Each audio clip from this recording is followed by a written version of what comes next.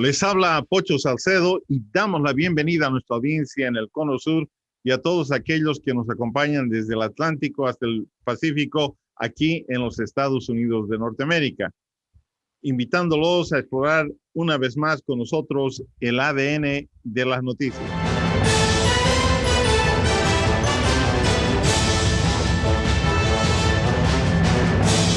Más de 75 años atrás, todavía la decisión de detonar sendas bombas atómicas en Hiroshima y Nagasaki, Japón, por parte de los Estados Unidos hacia los finales de la Segunda Guerra Mundial, es una decisión controversial y sujeta a intenso debate. ¿Cuál es el límite del uso de bombas atómicas o nucleares? ¿Qué lecciones aprendimos de ese evento único en la historia de la humanidad que va a agosto de 1945? Hoy tenemos con nosotros un invitado calificado y reconocido internacionalmente como autoridad en este tema, argumentando que existían otras opciones a las de explosionar dos bombas atómicas sobre las ciudades japonesas. El tratamiento de este tema es complejo y lo hemos dividido en 2 episodios. En el próximo programa, un experto en historia militar argumentará la posición que señala que el utilizar bombas atómicas eran la única opción real para provocar la rendición de Japón. Son episodios que no se los puede perder. Desde Chicago, Illinois, el doctor Ward Wilson. Dr. Wilson, bienvenido al programa. Gracias. Es un gran placer estar aquí, Pocho. Ward Wilson es ampliamente reconocido como principal fuente de argumentos pragmáticos innovadores contra las armas nucleares en el mundo actual. Ha sido miembro senior del Centro James Martins de Estudio de No Proliferación, el Consejo de Información de Seguridad Británico-Estadounidense y la Federación de los Científicos Estadounidenses. Actualmente es director ejecutivo de Rails to Revolt, una organización de defensa en Chicago. Es un escritor galardonado que ha sido publicado en revistas antinucleares, militares, de política exterior, así como The Chicago Tribune, The New York Times, The Wall Street Journal y otros. Ha hablado en 23 países de 6 continentes, en el Pentágono, la Asamblea Nacional Francesa, las Naciones Unidas, el Departamento de Estado de los Estados Unidos y varias universidades de prestigio internacional. Nos trasladamos a 1945, el último año de la Segunda Guerra Mundial. En tu opinión, ¿cuál era el estado de la guerra, especialmente en lo que respecta al conflicto con Japón? Bueno, Japón había perdido en gran medida la guerra. Habían sido derrotados en una serie de batallas navales, habían sido derrotados en batallas terrestres, perdieron islas. Los Estados Unidos tenían un bloqueo submarino alrededor de las islas japonesas, por lo que ningún suministro podía entrar o salir. Y Japón no tenía combustible para sus barcos y había limitado el combustible para sus aviones. Los Estados Unidos estaban llevando a cabo una campaña masiva de bombardeos urbanos. Bombardeamos 66 ciudades con bombas incendiarias durante los meses del verano de 1945. Y la guerra en Europa había terminado y los Estados Unidos estaban reuniendo recursos para invadir Japón. Probablemente los japoneses no lo sabían, pero estimaron que sucedería en noviembre, lo cual era correcto. La Unión Soviética, por supuesto que era neutral, había firmado un pacto de neutralidad 5 años antes. Así que Japón fue derrotado en gran medida. Los estadounidenses esperaban que se rindieran, pero seguían luchando obstinadamente. Gracias. Según tu manera de ver, ¿cómo surgió la decisión de usar energía atómica y lanzar 2 bombas sobre las ciudades de Hiroshima y Nagasaki? Estaban bajo mucha presión en ese momento. ¿Cuáles fueron las circunstancias? Bueno, los Estados Unidos habían tenido este programa muy secreto. Habían gastado $2.200 millones de dólares de 1940. Así que había mucho dinero en juego y cuando la bomba estaba lista para ser lanzada, tenían un comité que decidía sobre 4 o 5 posibles objetivos diferentes. Entonces telegrafiaron o enviaron un cable a Truman, que estaba en Europa, y él dijo que la prueba de la bomba fue exitosa y estaban listos para ir. y aprobó que sigamos adelante con nuestro plan, el plan que teníamos, y dijo, sí, adelante. Era un presidente nuevo, solo se había convertido en presidente esa primavera y básicamente ratificó la decisión que ya se había tomado. Una opinión estándar es que el uso de bombas atómicas era la única opción real en la historia. El doctor Tom Lewis, historiador militar y autor de Atomic Salvation, la salvación atómica, será nuestro invitado en el episodio hermano a este programa.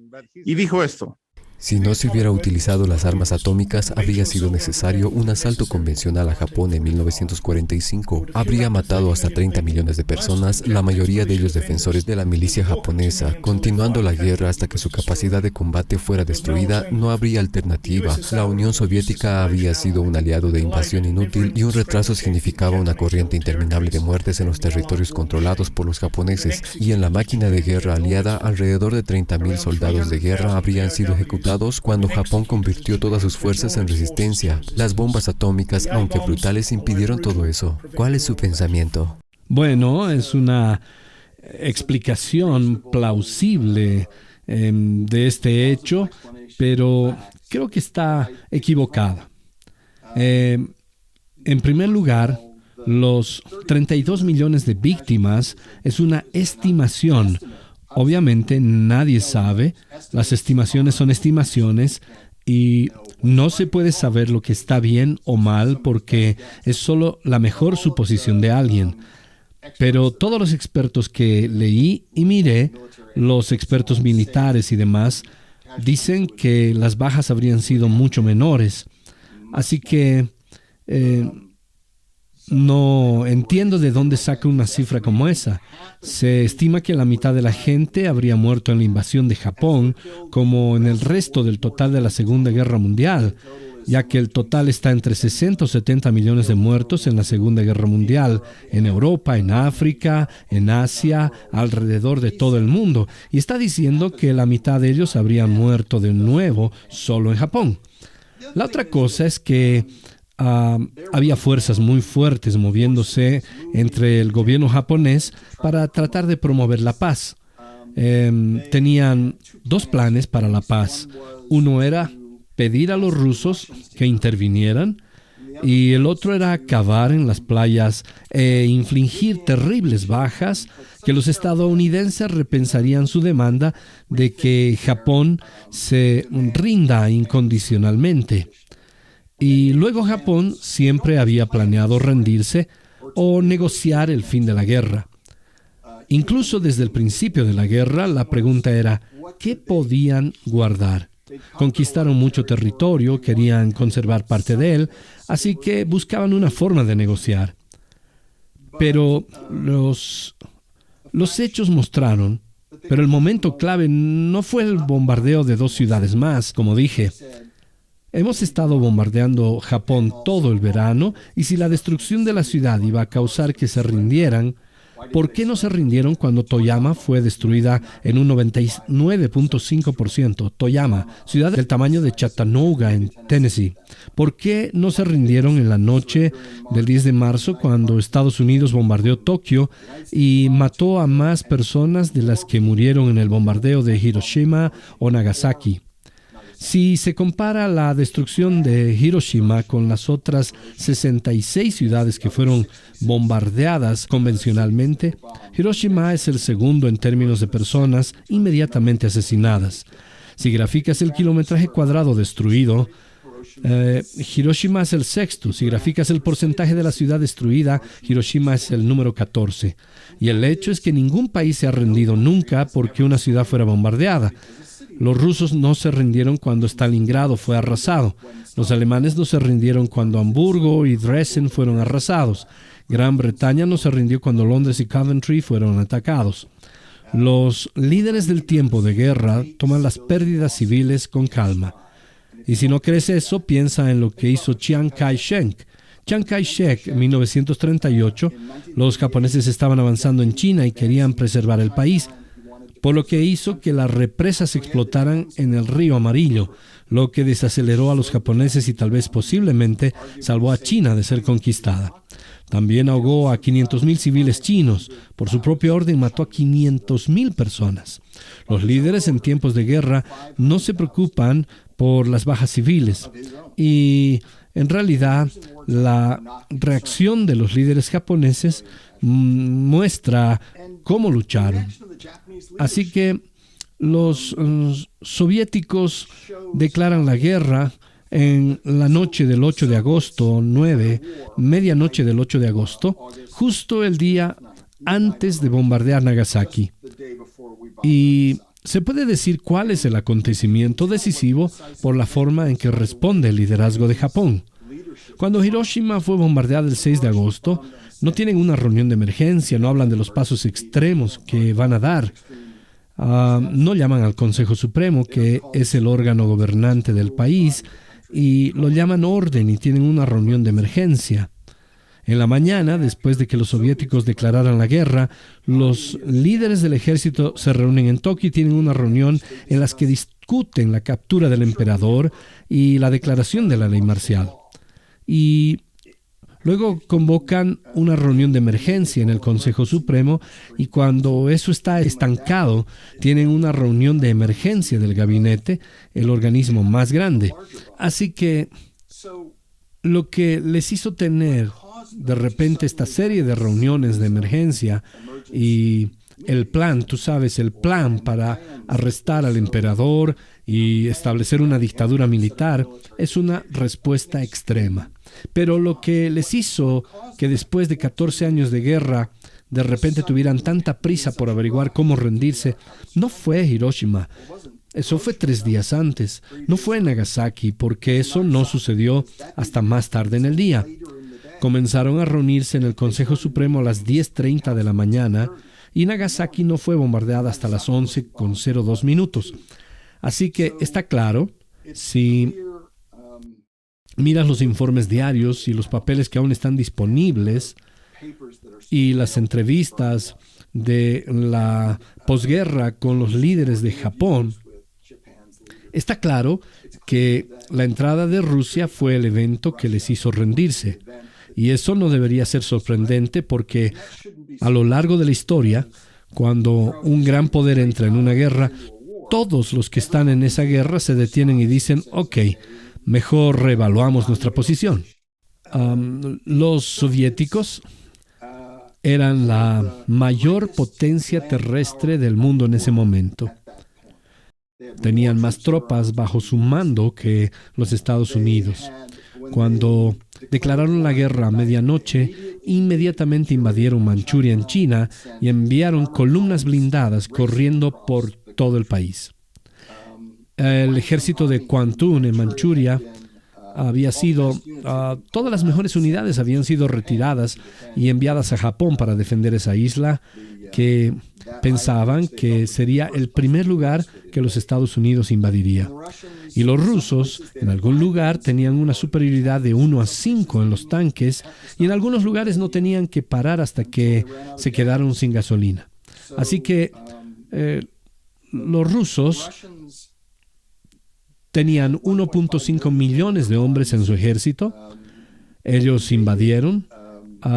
Tenían un plan dentro de 10 a 14 días para invadir Hokkaido, la isla más septentrional de Japón. Las fuerzas japonesas que defendían Hokkaido estaban cavando al este de la isla frente a los puertos de donde los estadounidenses podrían venir. Los soviéticos iban a invadir desde el oeste. Los soviéticos habían estado recibiendo naves de desembarco de los Estados Unidos para ayudar a su capacidad de invasión. Era un problema serio, muy serio, y los líderes japoneses se dieron cuenta. Además, Japón en ese momento, el emperador es como un dios, es como la mezcla entre el papa y un gobernante. Es una figura religiosa, así como una figura política. Y los soviéticos eran famosos por no ser religiosos, no permitían la religión en los países que gobernaban. Así que Japón estaba buscando tener a los rusos entrando y teniendo, tal vez para rendirse a los rusos, y eso significaría que no serían capaces de mantener al emperador. Tendrían que renunciar a su religión estatal, tendrían que renunciar a su forma de vida. Los estadounidenses son liberales occidentales y podrían dejar que los japoneses mantengan su forma de vida. Nos detendremos aquí para un descanso, volvemos y exploraremos con mayor detalle la tesis de que fue la entrada de la Unión Soviética la que inclinó la balanza en ese momento y provocó la rendición de Japón. Y ya volvemos.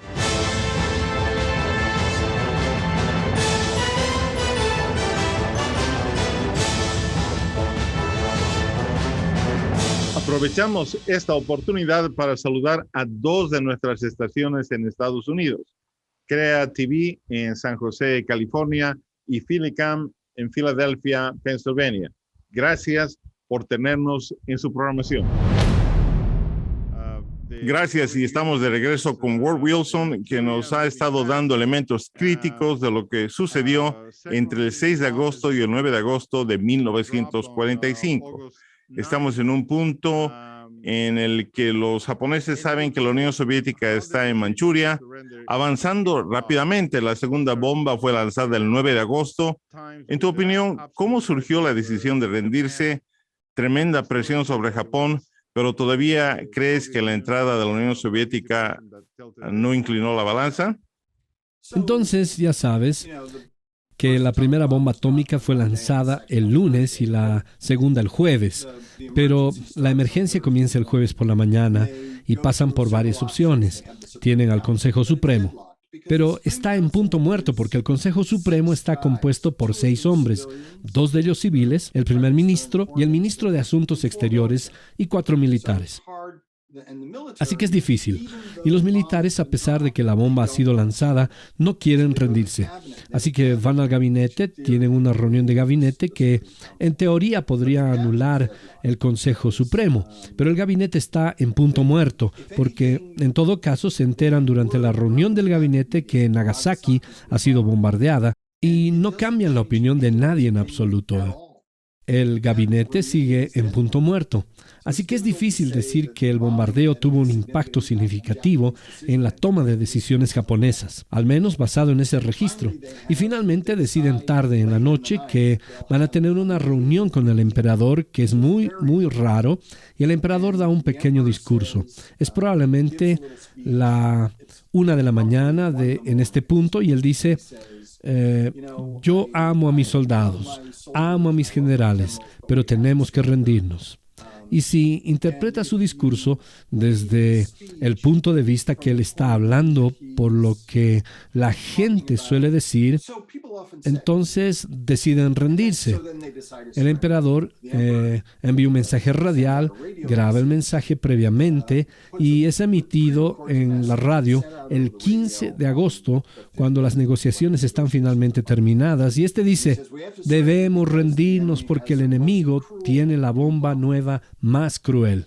Y mucha gente que señala que la bomba ganó la guerra apunta y dice: el emperador dijo que la bomba ganó la guerra. ¿Cómo puedes decir lo contrario? ¿Cómo puedes decir que fueron los rusos? Y es verdad, en el discurso de radio dirigido a los civiles, el emperador señaló que fue la bomba, no por su nombre, sino por implicación. Pero 2 días más tarde, él envía, y este es un guión imperial oficial reescrito, una forma particular de un pronunciamiento oficial del emperador. Y 2 días más tarde le envía un segundo texto reescrito a los soldados de las fuerzas del ejército y de la armada japonesa, y este segundo reescrito dice: tenemos que rendirnos porque los rusos han ingresado a la guerra. No menciona en ningún momento la bomba en absoluto. Así que la noción de que dice que tienen que rendirse debido a la bomba es contradicha por el mismo emperador. Parece que fuera así, pero lo que está haciendo es decir: está bien, los civiles se preocupan por haber sido bombardeados, entonces diré que tenemos que rendirnos por haber sido bombardeados. Y los soldados entienden que hay un equilibrio estratégico, así que hablaré que los rusos vienen hacia ellos. Hay relatos de que los Estados Unidos lanzó folletos por todo Japón anunciando que habría un evento que nunca antes había sido visto. En ese momento también hay evidencias de que la declaración de Potsdam no modificó la forma en que reaccionaban el emperador y los militares. Cuéntanos un poco sobre ese momento. Así que la declaración de Potsdam, Truman en Potsdam, están teniendo la primera serie de discusiones sobre cómo organizar la Europa de la posguerra. Stalin está allí, Churchill está allí, o tal vez como sea, Truman ya está ahí y aprueba el uso de la bomba. Y mientras están allí también dice, emite la declaración que dice que Japón tiene que rendirse incondicionalmente. Y luego, cuando los japoneses se enteran de ello, deciden que no es lo suficientemente importante como para responder, porque, no sé, no parecen pensar que su estrategia de negociación era que iban a conseguir. Así que es útil saber un poco de historia japonesa. Japón tuvo una guerra con Rusia en el cambio del siglo. La guerra ruso-japonesa, y al final de esa guerra los japoneses apelaron a Teddy Roosevelt, el presidente de los Estados Unidos, para que arbitrara la disputa. Y los rusos y los japoneses enviaron gente a Nueva Inglaterra, donde Roosevelt estaba en su casa de veraneo, y tuvieron una reunión y finalmente resolvieron la guerra. Así que los japoneses van a intentar lo mismo. Envían un mensaje a su embajador en Moscú y dicen reunirse con Molotov tan pronto como sea posible, el ministro de Asuntos Exteriores, y díganle que queremos que los rusos medien nuestra disputa y nos ayuden a terminar la guerra. Ellos no saben que los rusos habían acordado meses antes en la reunión de Teherán, cuando FDR, Stalin y Churchill se reunieron, que los rusos habían acordado entrar en la guerra 6 meses después de la rendición en Europa. Y así, los japoneses tienen la esperanza de que eventualmente podían conseguirlo a Stalin y dirán, les daremos algo de territorio, les daremos algo de China, ustedes nos ayudarán a mediar con los Estados Unidos. Una de las cosas que la innovación soviética hace y que el bombardeo no hace es que borra esas esperanzas. Aquí su única esperanza de mediación. Ahora Stalin no puede mediar porque es un participante en la guerra. Él viene en el otro lado. Gracias. Ward, hacia adelante, ¿cuáles son esas lecciones que aprendimos y las que ignoramos al usar un poder tan devastador? Hay miles de armas nucleares ahora en muchos países. ¿Cuál es tu valoración? Es una gran pregunta. Los Estados Unidos se mete sobre la rendición japonesa. El emperador dice en su discurso que fue la bomba que los hizo rendirse, y los estadounidenses abrazaron eso con ambos brazos. Y ellos, hasta cierto punto, cerraron sus ojos a cualquier evidencia que pudiera no ser el caso, porque encaja con nuestra mitología. Somos una nación que imagina que somos innovadores y somos inventores, y por supuesto hicimos la bomba mágica que obligó a los japoneses a rendirse, porque eso es lo que somos. Somos personas que hacen y crean cosas nuevas. Y así decidimos que las armas nucleares son la nueva moneda del poder. Son lo que hay que tener para ser una gran potencia. Confundimos destructividad con eficacia militar. La razón por la que no se han usado armas nucleares en 75 años no es que sean tan horribles o moralmente horribles. Armas moralmente horribles que son útiles se usan porque los líderes quieren ganar guerras, pero no se han utilizado porque es muy difícil encontrar un lugar donde se puede utilizar con eficacia. Estados Unidos ha considerado el uso de armas nucleares varias veces desde la Segunda Guerra Mundial, y cada vez que los asesores militares dicen realmente no podemos. Y ahí, de alguna manera, nos tragamos ese mito, y los japoneses dijeron, estamos felices de que la bomba sea la razón por la que perdimos la guerra, porque ¿cuál era su alternativa? Iban a decir, sí, perdimos la guerra porque no éramos muy valientes y tomamos decisiones estúpidas, y el ejército y la armada nunca pudieron coordinar nuestros ataques y todo eso. no iban a decir eso. Les encantó tener la oportunidad de decir, perdimos la guerra porque nuestro enemigo hizo este increíble avance científico y nadie podría haberlo predicho. Así que perdimos la guerra, pero no fue culpa nuestra. Y así el bombardeo funciona tanto para los estadounidenses como para los japoneses. Y la bomba infla e infla e infla la reputación. Se hace cada vez más grande. Y luego lo que sucede con la bomba es lo que sucede con todas las monedas de poder, con los acorazados y caballeros montados a caballo y torretas. Todo el mundo está corriendo para darle la vuelta al mundo entero. Y en los años 80, como recortamos un poco, nos volvimos más sensatos, pero todavía fundamentalmente la gente cree en el mito de las armas nucleares, que son estas grandes armas, cuando de hecho si fueran grandes armas las hubiéramos usado. Y el hecho de que no las hayamos usado es una evidencia pragmática de que son demasiado grandes y blandas y demasiado torpes y que propagan demasiado veneno para ser tan útiles. Muchas gracias por acompañarnos hoy. Confío que la audiencia, como yo, fue desafiada por información que no es común en nuestros libros de historia y que decidamos por nosotros mismos sobre el despliegue de armas atómicas en Hiroshima y Nagasaki. Gracias de nuevo y vuelve pronto. Gracias, Pocho. Es genial estar en un programa que mira detrás de las noticias y examina el ADN de las noticias. Lo aprecio. Gracias.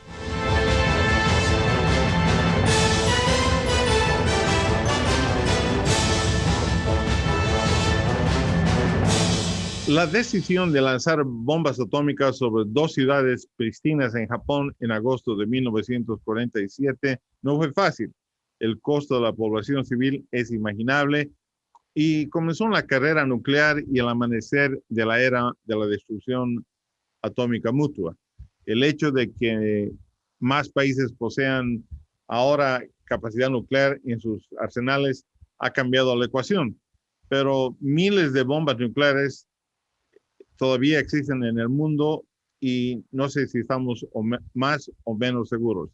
Te invitamos a ver la segunda parte de esta historia. Escucharemos los argumentos que sustentan el uso de las bombas atómicas en Hiroshima y Nagasaki. Hasta una próxima oportunidad, cuando juntos exploremos una vez más el ADN de las noticias.